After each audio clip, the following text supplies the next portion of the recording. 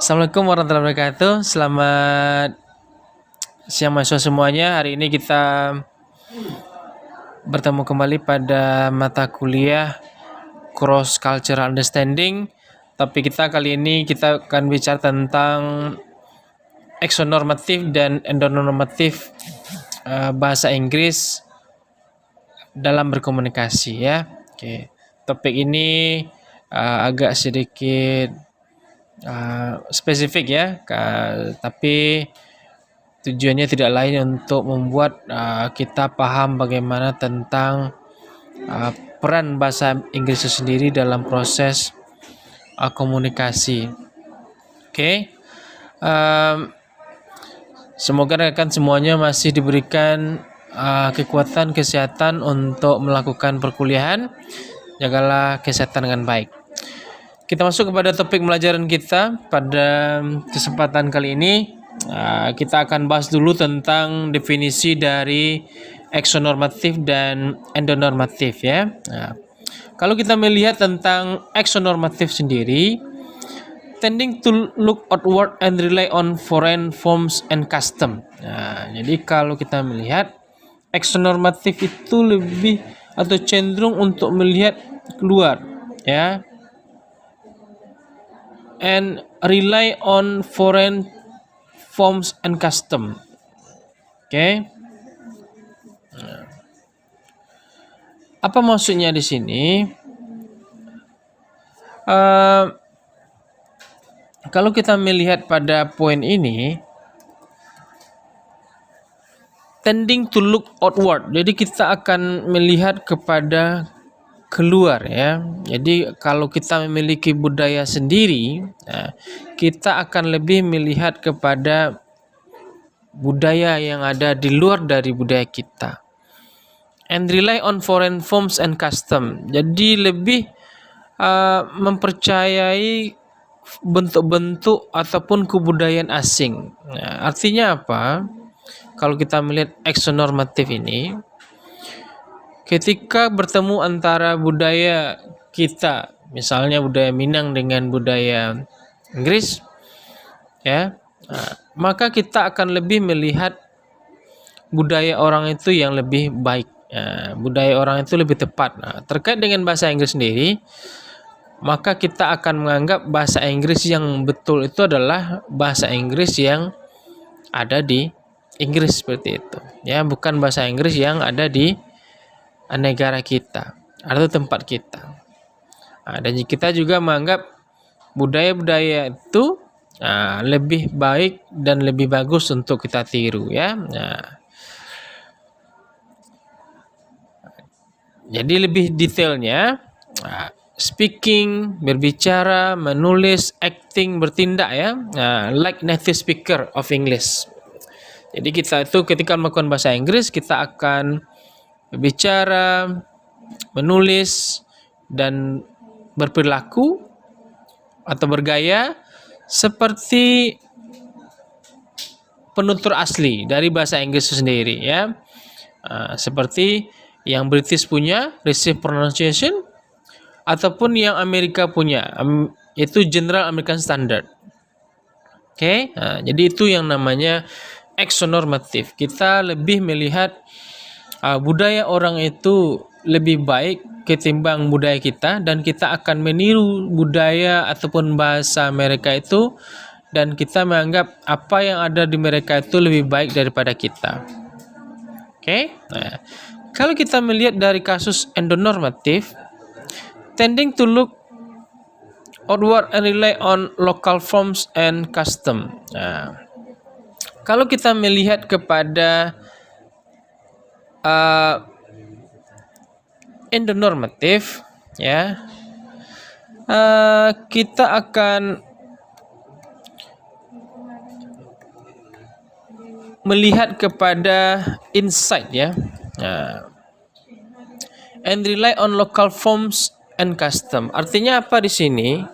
Pada kasus endonormatif ini, kita akan lebih melihat kepada bahasa Inggris yang ada pada diri kita. Contoh, misalnya ketika kita melihat ada bahasa Inggris yang ada di Indonesia, ya, bahasa Inggris yang ada di Malaysia. Coba kita lihat bagaimana orang Malaysia itu menggunakan bahasa Inggris mereka sendiri ya. Ada juga yang paling sering itu seperti Singaporean English. Itu adalah satu contoh dari endonormative. Bagaimana orang Singapura dan Malaysia itu menggunakan bahasa Inggris dengan gaya mereka sendiri. Mereka tidak mengikut dari bahasa Inggris yang ada di Inggris sendiri ataupun di Amerika. Mereka lebih menggunakan apa yang ada pada negara mereka, dan mempercayai tentang local forms, bentuk-bentuk lokal ataupun budaya-budaya lokal yang berkembang pada bahasa Inggris mereka. Coba kita lihat misalnya ketika orang Malaysia berbicara, misalnya ada campurnya antara code mixing dengan code switching, misalnya seperti ini. Misalnya, I tak ngerti lah, katanya gitu ya. Jadi ada pencampuran antara bahasa Inggris dengan bahasa Melayu. I-nya dipakai itu bahasa Inggrisnya, tak ngerti itu adalah bahasa dari Melayunya. Oke, kalau kita melihat dari poin sana,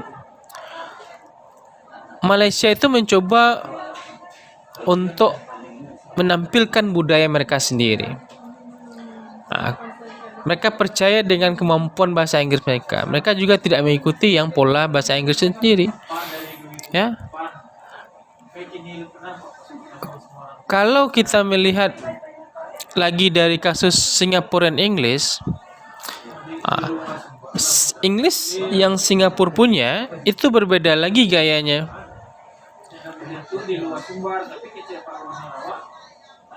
Kalau kita melihat contoh dari bahasa Inggris Singapura sendiri, jadi Singapura sendiri juga memiliki gaya bahasa Inggris yang penciri khas mereka. Mereka juga tidak menggunakan bahasa Inggris yang dari Inggris sendiri, walaupun mereka itu jajahan Inggris ya. Mereka punya ciri khas sendiri. Apakah Indonesia akan bisa seperti itu dalam berbahasa Inggris? Itu yang akan kita lihat. Kalau kita misalnya bisa membuat bahasa Inggris dengan gaya Indonesia, mungkin bisa juga kita akan seperti negara yang ada ya, seperti Malaysia ataupun Inggris. Jadi endonormative itu lebih kepada speaking, writing, and acting.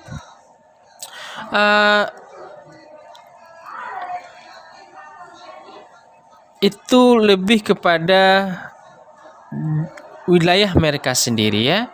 Speaking, writing, and acting. Like native speaker of the society. Gitu ya. Jadi mereka bertindak, menulis gitu ya, ataupun berbicara seperti masyarakat atau warga negara mereka sendiri. Jadi itu sebenarnya perbedaannya. Jadi kalau kita melihat konsep dari exonormative dan endonormative ini lebih bagaimana kita melihat terhadap budaya kita dan budaya orang. Kalau kita melihat budaya orang itu lebih baik, lebih betul, lebih bagus untuk diterapkan, berarti kita sedang melakukan yang namanya exonormative. Tapi kalau kita yakin misalnya budaya kita lebih baik, kita bisa untuk membuat suatu gaya sendiri, kita ingin menunjukkan kebudayaan kita, maka itu sama dengan endonormative. Oke, kalau kita melihat dari konsep exonormative itu sendiri terhadap bahasa Inggris, jadi exonormative itu ada juga gunanya ya, ada sebenarnya manfaatnya.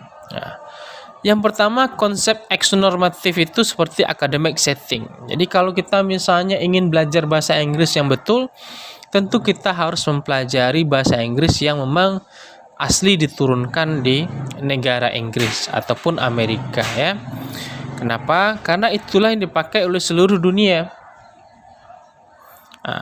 untuk proses akademik, nah, tentu itu yang akan dipakai, tidak mungkin yang gaya bahasa negara kita sendiri, atau gaya berbahasa Inggris yang digunakan oleh kebanyakan ya. Nah, itu lebih kepada yang formalnya seperti apa.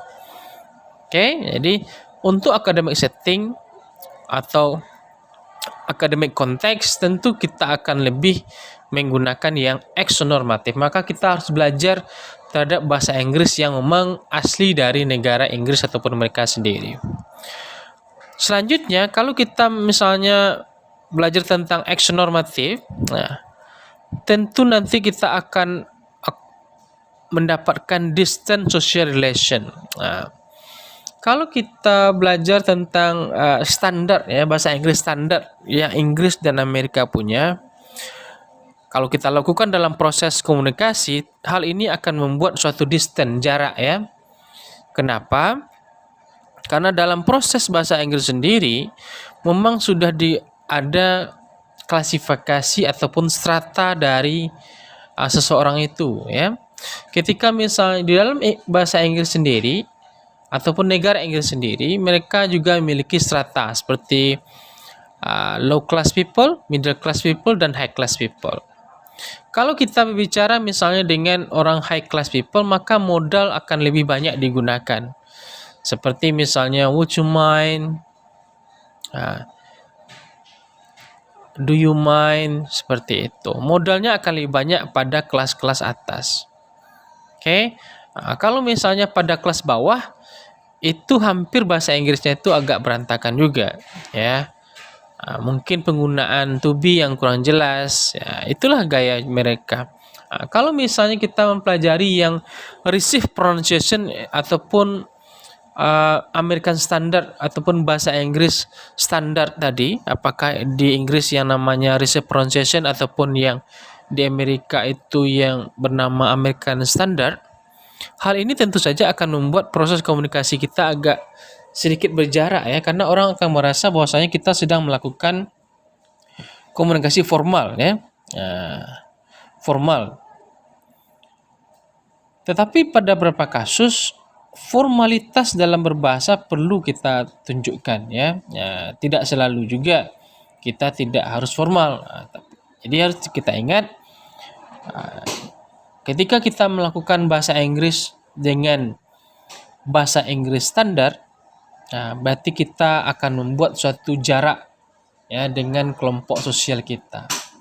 Oke, biasanya itu lebih gunakan pada acara-acara formal.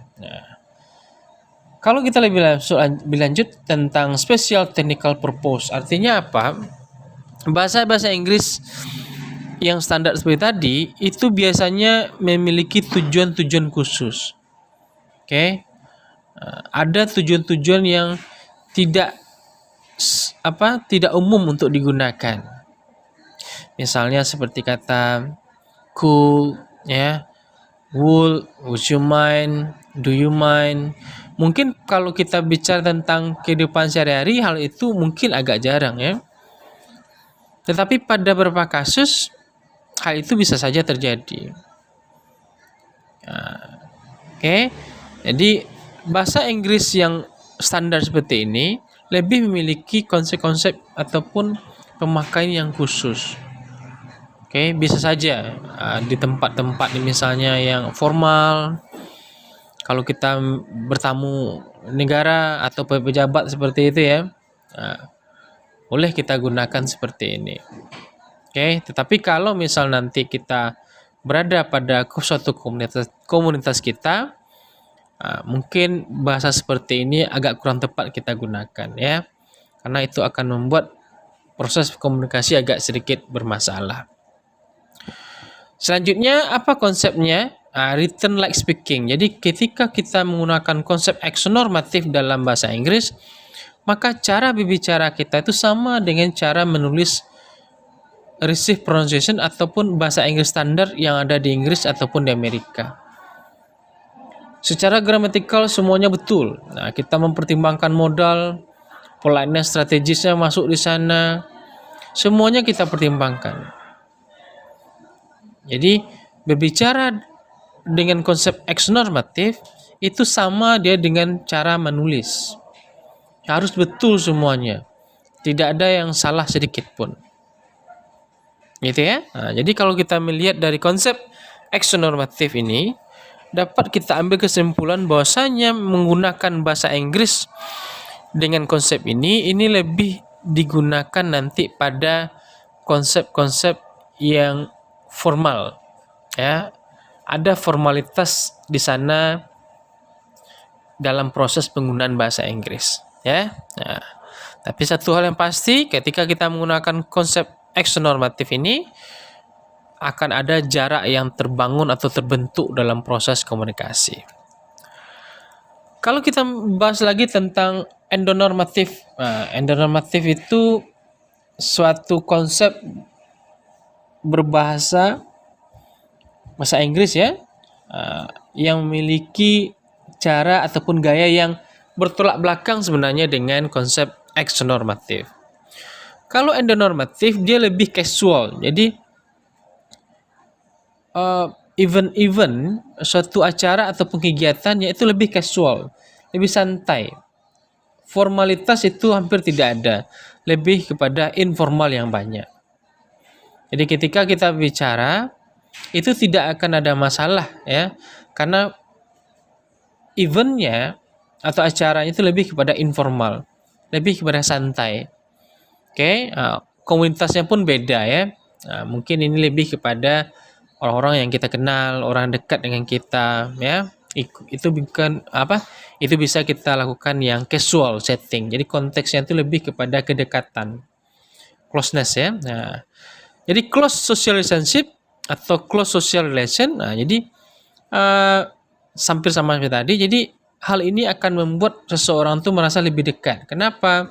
Tidak ada bentuk formalitas dalam berbicara.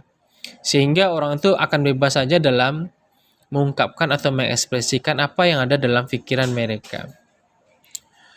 Jadi ketika mereka berbicara, mungkin saja tidak akan ada modal,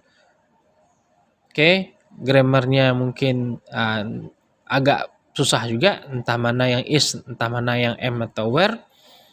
Karena yang penting itu adalah kedekatan, solidaritasnya itu yang lebih dipertimbangkan.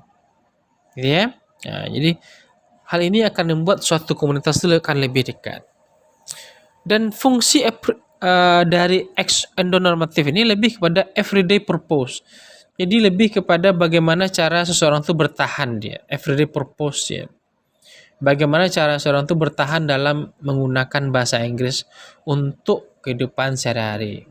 Nah, kalau tadi lebih kepada ada teknik ya, event-event khusus, kalau ini kita bisa gunakan di mana saja, ya, kapanpun kita mau, ini bisa, karena konsepnya lebih kepada everyday purpose. Kita tuh tidak dibatasi oleh suatu tempat, ya, walaupun kadang-kadang kita harus mempertimbangkan siapa atau konteks dari komunikasi kita, tetapi dalam bentuk endonormatif, tujuan untuk berbicara itu tidak hanya khusus kepada formal saja.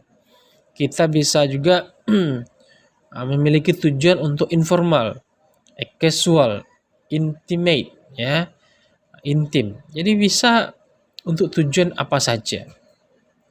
Dan cara berbicara kita itu lebih kepada oral like speaking. Artinya apa? Kita tidak mempertimbangkan atau tidak mempermasalahkan terlebih dahulu penggunaan grammar ataupun struktur bahasa.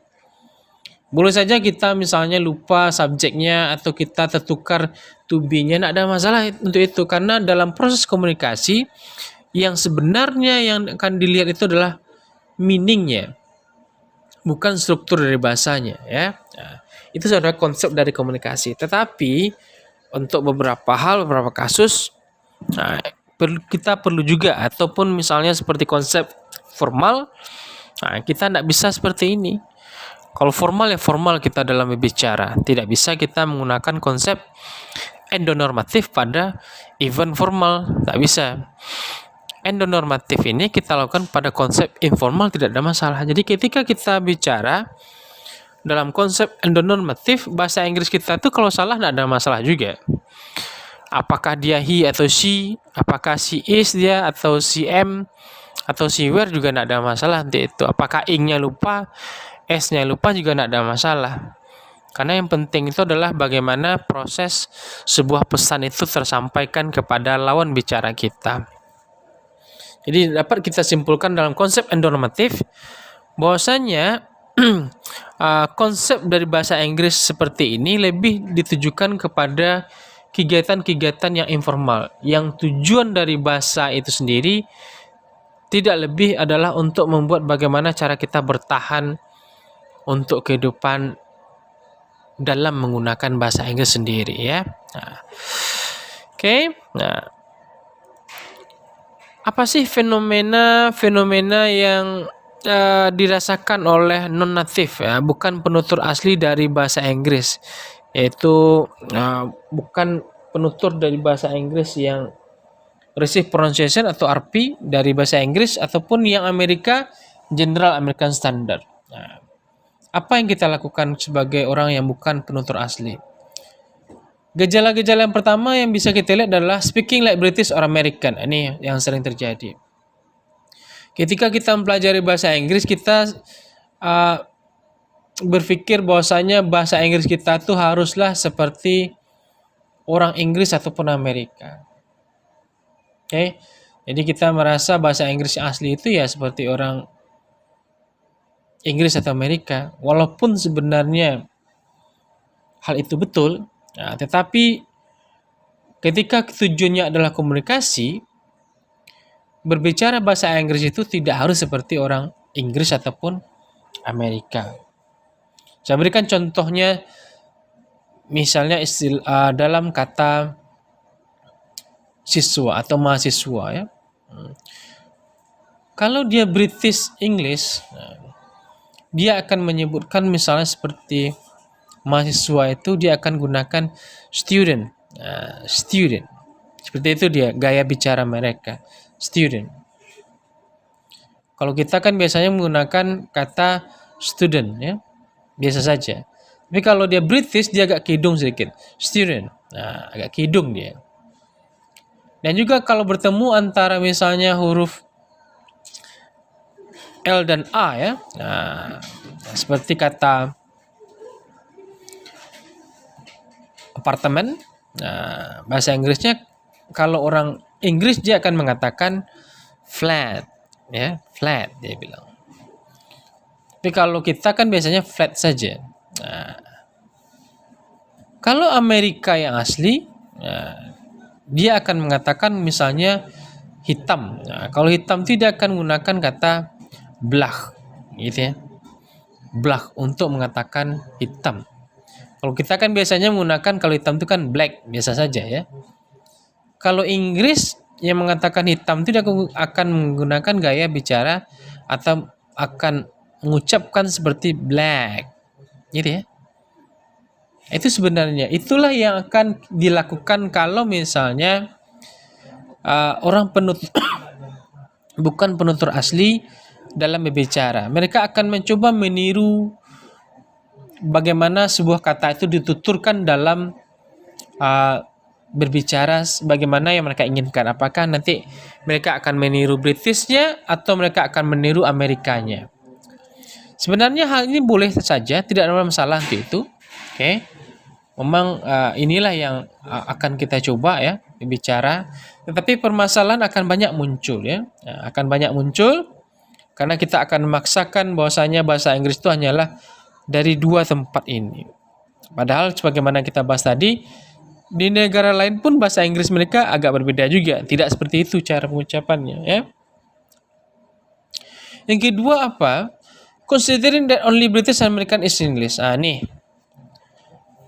Bagi penutur-penutur yang mendewakan atau membanggakan bahasa Inggris yang British dan Amerika, mereka akan menganggap bahwasanya bahasa Inggris yang betul yang hebat itu adalah hanya yang Inggris dan Amerika itu. Mereka tidak menganggap misalnya seperti bahasa Inggris yang ada di Malaysia ataupun di Singapura itu seperti merusak daripada bahasa Inggris sendiri.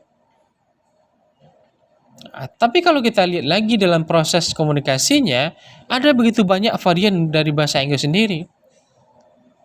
Oke, misalnya dalam seperti lagu misalnya. Tidak selalu misalnya ketika kita mendengar misalnya seperti she itu selalu pasangannya she doesn't. Kadang-kadang ada juga she don't, ada juga he don't. Oke? Nah, inilah yang menjadi masuk dari konsep budaya di sana ya, konsep negara di sana. Ada unsur yang membuat hal ini menjadi berbeda. Nah, kalau kita terus berpikir bahwasanya bahasa Inggris itu hanyalah bahasa Inggris yang Inggris dan Amerika, maka hal ini akan membuat susah juga nanti. Ya, sementara bahasa Inggris itu bersebar di seluruh negara dan cara mereka dalam berbicara, berperilaku atau bertindak itu berbeda-beda tiap negara. Itulah yang harus kita pahami. Walaupun induknya satu atau dua seperti ini, tetapi ketika mereka sudah ada jajahan, perkembangan teknologi, hal ini membuat bahasa Inggris berkembang sesuai dengan budaya dan bentuk-bentuk yang ada di negara mereka sendiri. Selanjutnya yang paling agak bermasalah itu adalah forcing people to speak like British America. Ini yang sering terjadi. Bahkan yang paling ekstrimnya itu adalah para penutur yang mendewakan bahasa Inggris yang betul itu hanyalah Inggris dan Amerika, mereka akan memaksa orang untuk berbicara seperti Inggris dan Amerika. Inilah yang terjadi. Kalau misalnya dia seorang guru, maka dia akan memaksa siswanya itu untuk bicara seperti orang Inggris ataupun Amerika. Sebenarnya konsep seperti ini boleh-boleh saja, tetapi akan ada batasan-batasan nanti. Nanti pada slide selanjutnya akan saya jelaskan. Memaksa seseorang untuk bicara dalam konsep British sendiri dan American sendiri, itu banyak juga permasalahannya. Walaupun kita menganggap itulah yang betul. Tetapi dengan perkembangan budaya, ada perbedaan wilayah seperti ini, perbedaan negara juga ya. Hal ini tentu tidak bisa kita memaksa orang untuk memaksakan bahasa Inggris dan bahasa Inggris Amerika lah yang bisa diterima. Toh kenyataannya dalam kehidupan sehari-hari, orang misalnya Afrika bahasa Inggris tuh nyaman-nyaman saja, nyambung juga mereka. Orang Malaysia pergi kemana saja juga nyaman-nyaman saja. Orang Cina bahasa Inggris juga nyaman saja. Singapura bahasa Inggris tidak ada masalah juga mereka dalam komunikasi. Tidak selalu berarti yang dua ini, British American itu selalu menjadi rujukan dalam proses komunikasi. Jadi memaksa seseorang untuk berbicara dalam konsep Inggris dan Inggris Amerika itu sepertinya nggak bisa juga, karena tergantung daripada kemampuan seseorang itu dalam mengujarkannya ya atau mengucapkannya. Dan yang paling parahnya itu adalah buahnya budaya bahasa Inggris dan Amerika lah yang paling cocok diterapkan dalam kehidupan. Ini yang paling sudah menjadi nilai dia dalam otaknya. Dia menganggap bahwasanya yang betul itu adalah Inggris dan Amerika. Kalau tidak Inggris Amerika, salah itu. Itulah terjadi. Coba bayangkan kalau dia seorang pendidik ya, seorang guru, kalau seperti ini konsepnya bagaimana nanti siswanya? Tentu akan bermasalah ya. Masalah. Apakah dia tahu sekali tentang konsep bahasa Inggris atau Inggris Amerika itu yang standarnya? Tentu harus itu pula kita pertanyakan. Boleh kita meniru seperti itu, boleh saja, tapi kita harus tahu juga. Tapi ingat, dalam konsep komunikasi tidak selalu Inggris dan Inggris Amerika ini yang dipakai. Inggris dari negara lain pun gayanya juga boleh dipakai, tergantung selagi dapat dipahami artinya oleh orang lain. Gitu ya. Jadi inilah 4 fenomena yang seringkali terjadi bagi penutur-penutur yang bukan asli dari negara Inggris atau Amerika. Mereka mencoba berbicara seperti orang Inggris, berperilaku seperti orang Inggris atau Amerika, dan bahkan memaksa orang itu harus berbicara seperti kedua negara tersebut, dan yang paling parahnya mereka menganggap yang lain itu salah dan hanya dua negara inilah yang betul dalam konsep bahasa Inggris sendiri. Oke. Nah, kalau kita lihat sebenarnya bagaimana sih seharusnya konsep bahasa Inggris itu, ya, antara bahasa Inggris yang asli, kalau kita lihat boleh bahasa yang asli ya, dan bahasa Inggris yang tidak asli gitu ya. Nah, hal yang perlu kita ingat itu ada 4 bagian. Yang pertama itu adalah English is a mean of communication. Ingat, bahasa Inggris itu adalah sebuah bahasa yang fungsinya itu adalah alat untuk berkomunikasi. Alat untuk komunikasi sebenarnya bahasa Inggris itu, kalau kita lihat ya, itulah sebabnya karena dia hanya alat sebuah komunikasi, itu banyaklah orang membuat gaya-gaya berbicara sesuai dengan negaranya. Karena bagi mereka itu pula gaya bahasa di negara mereka. Oke, misalnya kalau kita pergi ke Malaysia ya seperti itu pula, orang Malaysia bicara dalam bahasa Inggris, orang Singapura dalam bahasa Inggris, gitu ya. Jadi kalau kita berbicara dalam bahasa Inggris, jadi harus kita pertimbangkan apakah ini sebuah alat untuk komunikasi atau kita lagi bicara tentang sebuah kegiatan formal. Itu dua hal yang berbeda. Ketika dia lebih kepada alat komunikasi, maka boleh saja, tidak harus pada kondisi formal ya. Tapi kalau dia memang dalam konsep formal, maka tentu kita harus menggunakan bahasa Inggris yang resmi ya. Jadi ingat bahwasanya bahasa Inggris itu adalah suatu alat untuk komunikasi ya. Selanjutnya, dalam bahasa Inggris sendiri, mereka juga ataupun setiap bahasa juga mengenal istilahnya dialek atau aksen sendiri. Kalau kita melihat misalnya gaya dari orang Singapura dan Malaysia, itu bisa kita masukkan dia kepada aksen atau dialek sendiri. Jadi bahasa Inggris yang ada di luar dari dua gaya, dari dua negara tadi, Inggris dan Amerika, itu bisa kita masukkan kepada dialek ataupun aksen. Sama dengan kasus bahasa Minang. Bahasa Minang orang Payakumbuh, Kuranji, Pariaman, kan induknya kan adalah bahasa Minang itu juga. Tetapi ketika mereka berbicara, kan berbeda gaya bicaranya. Jadi, konsep dari bahasa Inggris itu ada unsur dialek atau aksen di sana. Dan itu juga dipertimbangkan oleh orang dalam berkomunikasi. Dan itu adalah pencirinya. Misalnya seperti orang Belanda yang ngomong ya bahasa Inggris yang lebih agak sedikit berat suaranya ya. Nah, itulah cara mereka. Kenapa? Karena mereka banyak tinggal di daerah yang sungai gitu ya. Misalnya orang yang tinggal di pantai, itu kan nadanya kan tinggi-tinggi dia. Aksennya tentu keras-keras. Ya, sama dengan orang Medan gitu ya. Nah, itu aksennya sebenarnya. Dialeknya sebenarnya cara mereka berbicara. Apakah itu bahasa Indonesia? Bahasa Indonesia juga yang mereka gunakan. Sama dengan kita. Gitu ya. Jadi di dalam sebuah bahasa kita juga harus mempertimbangkan antara dialek dan aksen ya. Pertimbangkan itu masih. Jadi bahasa Inggris yang ada di Malaysia ataupun di Singapura itu masih bahasa Inggris juga. Ketika orang Indonesia menggunakan bahasa Inggris, itu masih bahasa Inggris juga. Nggak ada masalah untuk itu. Tapi kalau kita bicara konsep benar dan salah, itu nanti urusan lain lagi. Tapi dalam proses komunikasi, yang digunakan itu adalah bahasa Inggris. Gitu ya. Hal yang paling bermasalah ketika kita memaksakan penggunaan bahasa Inggris dan Inggris Amerika itu adalah speech organ.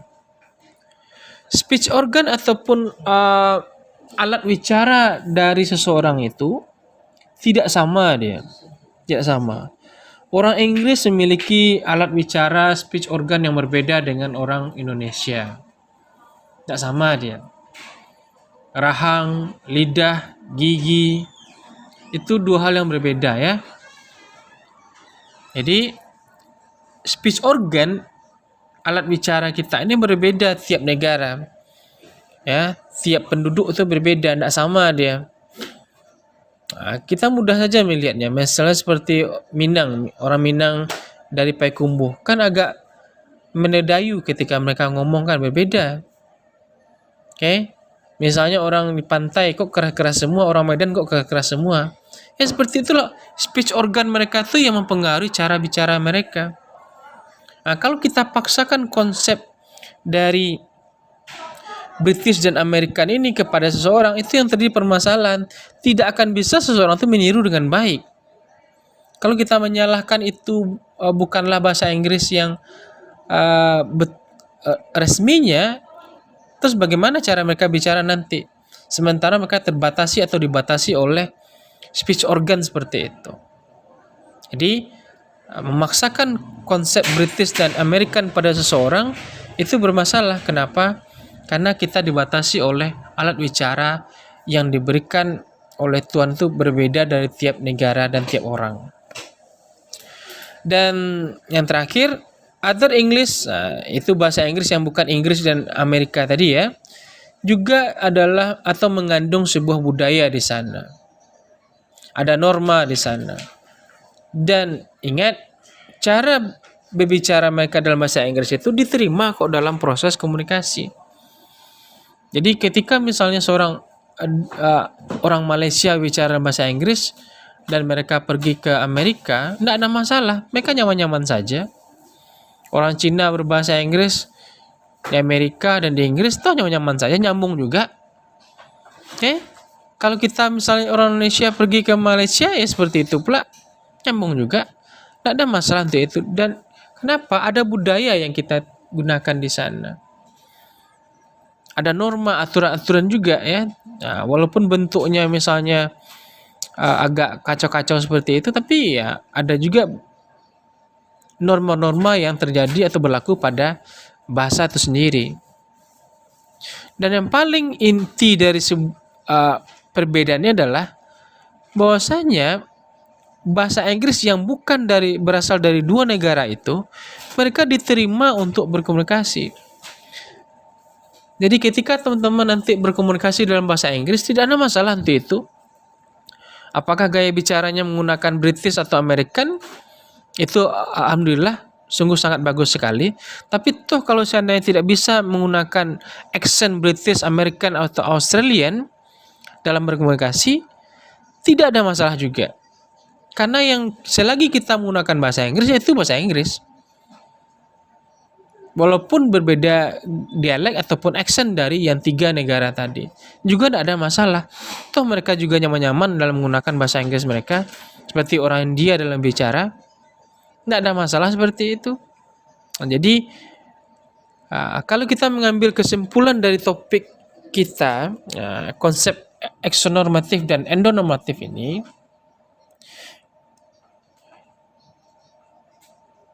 yang paling penting dalam proses komunikasi itu adalah bagaimana cara kita mengungkapkan, mengekspresikan atau berbagi ide kita dalam bahasa Inggris sebagaimana kita mampu untuk menggunakannya. Itu intinya sebenarnya. Apakah nanti kita bisa menggunakan bahasa Inggris atau meniru bahasa Inggris yang Amerika punya ataupun Inggris punya? Kalau kita mampu untuk menggunakan seperti itu, tidak ada masalah. Ya. Itu lebih baik ya, tapi ingat bahwasanya ada bahasa Inggris lain yang ada berkembang di luar dari dua bahasa Inggris tadi, dan semua itu diterima dalam proses komunikasi. Oke, jadi silakan berbahasa Inggris, berbicara sesuai apa yang kita suka ya. See you, assalamualaikum warahmatullahi wabarakatuh.